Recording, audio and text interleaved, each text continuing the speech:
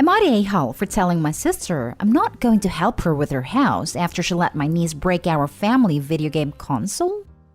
My sister and her husband fell on hard times during COVID and had to put a lot of money into some issues that came up with their house. She asked me if I could help them repaint a couple of the affected rooms, and I said yes. I have experience there and don't mind helping. I was due to help next week, but last week while she and my niece, her daughter, were visiting, she let niece break our family PS5. So what happened? Sister and niece came over. My son was playing the PS5 in the living room. I went to grab something my sister asked for. When I came back, the kids were fighting and my son was upset because the PS5 was broken. My sister was standing there watching the whole thing. I asked what happened, and the kids were talking over each other. My sister wasn't saying anything. Niece said my son wouldn't share and he pulled too hard. My son told me he was going to let her play once he got the character safe because he was in the middle of his section, and she lost it and kicked the console over and stomped it with her foot and pulled on the cable really hard. My sister just kept saying my son wouldn't let her daughter play and that he should have let her play. I told her that didn't give niece the right to break it. She told me it's reckless letting a kid my son's age play. She told me niece didn't do it, but then niece proceeded to kick it in front of me. At which point, I said she needed to leave. Luckily, I was able to get it repaired, but it cost me money, and my sister just said they didn't need to pay and it was my fault. I told her then that I'm not helping her paint now, that I'm not giving up my free labor for her after she did nothing while an expensive and hard-to-get console was broken.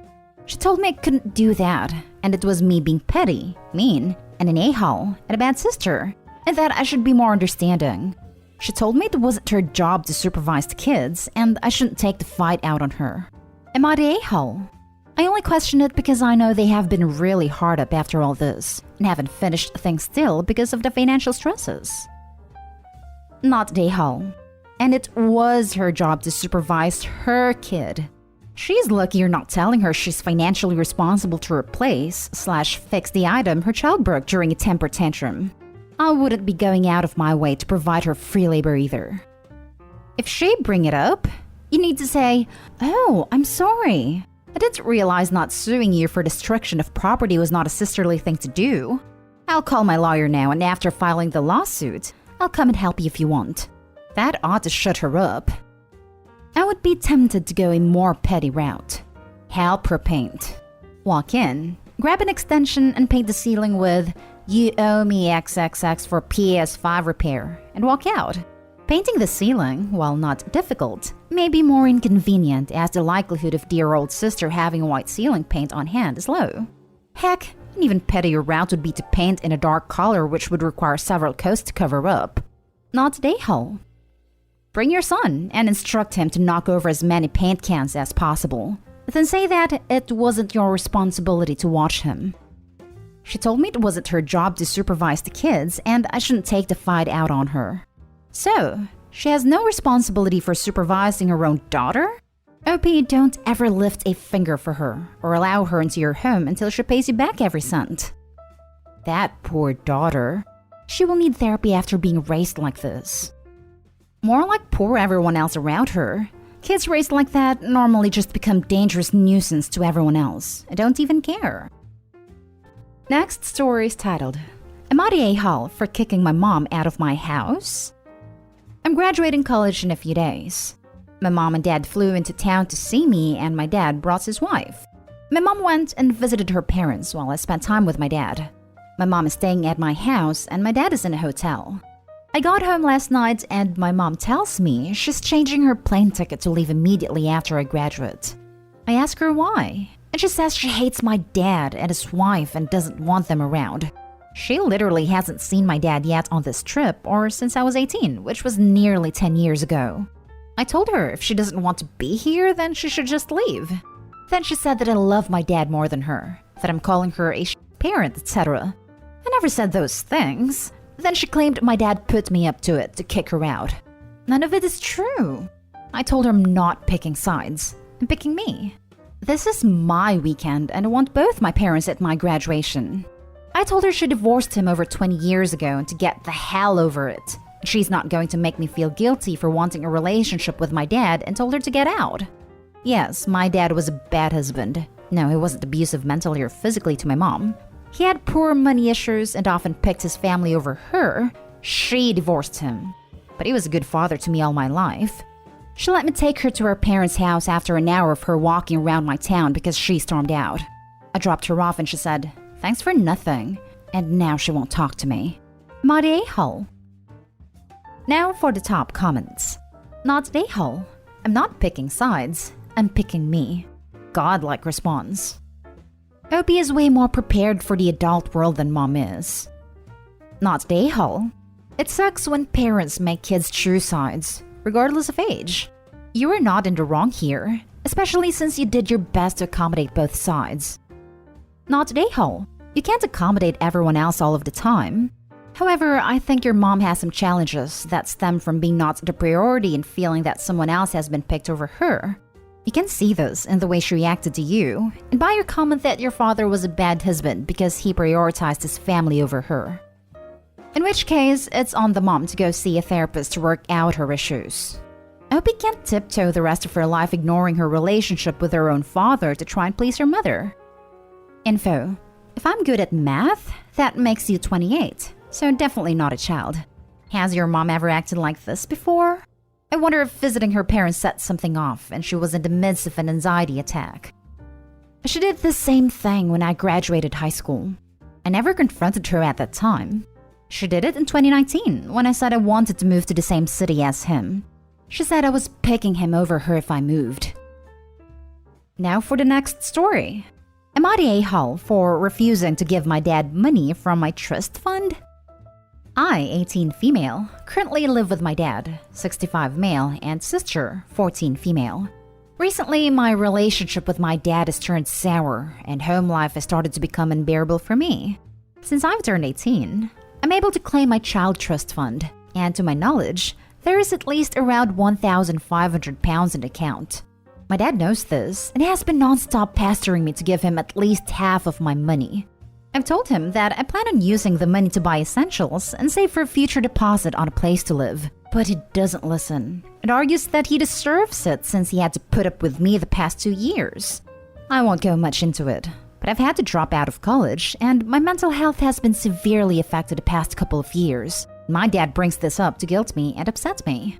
Every time he brings the topic of money up, it almost always ends in an argument. This came to a head yesterday where I was making some food for myself and my dad asked me when I'll get the money from my fund. I responded and said I didn't know just yet, but I plan on getting it as soon as I'm able.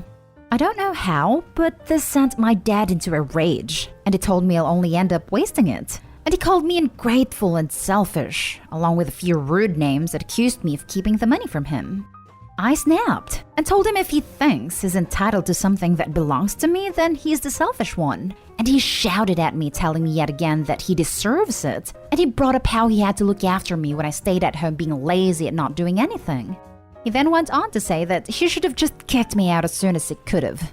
I was so close to crying at this point, but I shouted at him and asked him what he values more, his daughter or money. He then told me he didn't value me and wanted the money since he doesn't have any. Since then, I haven't spoken to him, and I'm worried he will actually kick me out if I don't give him any. I've spoken to my boyfriend about this, and he tells me my dad's an a-hole for this and that he doesn't deserve anything from me. While I agree he doesn't deserve it, the money from my trust fund would help my family since we live off of my dad's disability benefits and his pension. So I feel like an a-hole for not giving the money knowing it would really help us out. So Reddit, would I be the a-hole if I kept the money for myself? Now for the top comments. Not the a-hole.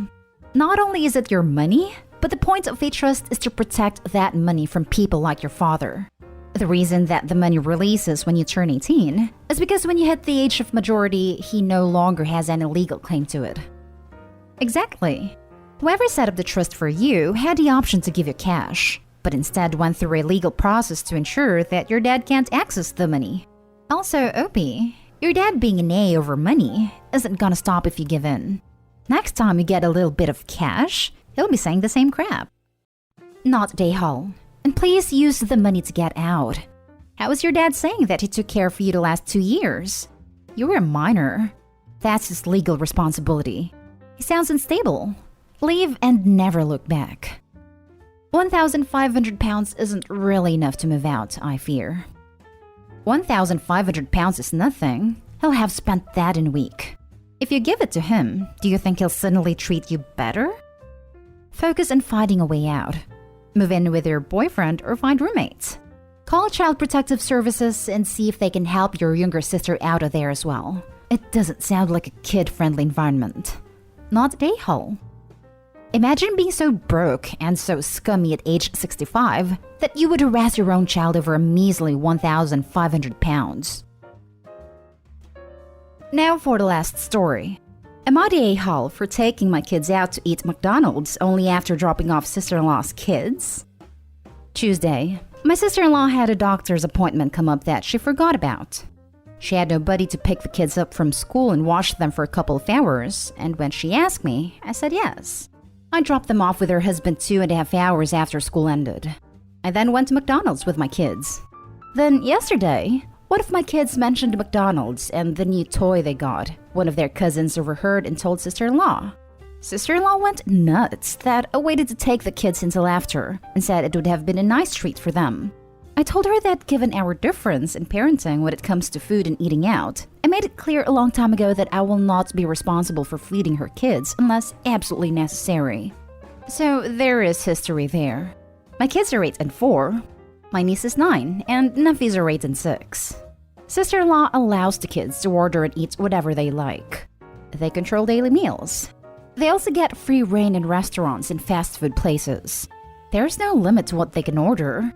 That is not okay for me when they will order crazy amounts and then not eat it all. So I never gave in, but they will throw tantrums and curse and act out. After 7 different incidents like that in public and sister-in-law turning a deaf ear, I no longer am willing to do it.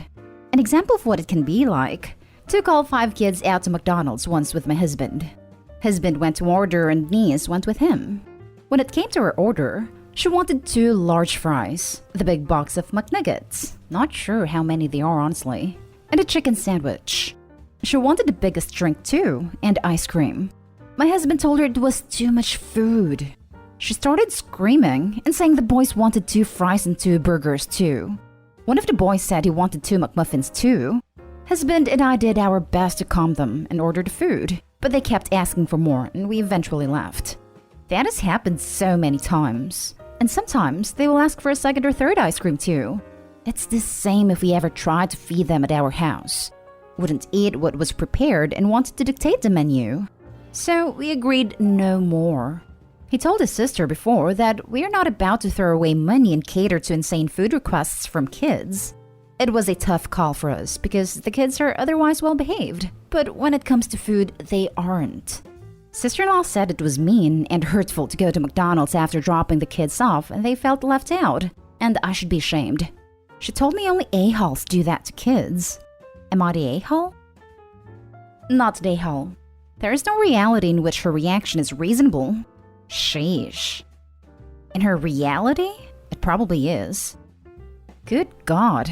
How emotionally attached are these kids to a freaking fast food restaurant that not going one time is this big of a deal and your sister-in-law is that worked up about it?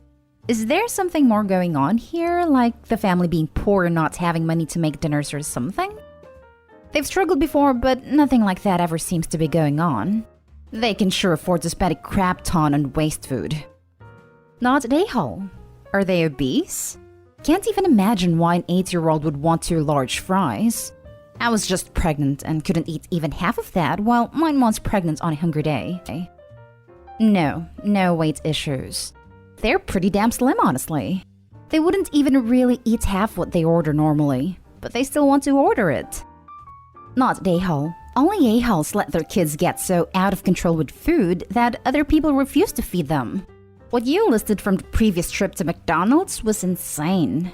In the 80s, I worked at a McDonald's down the street from a professional football stadium. Sometimes the entire training camp would arrive via bus and order. Not a single one of those players ordered as much food as that child did.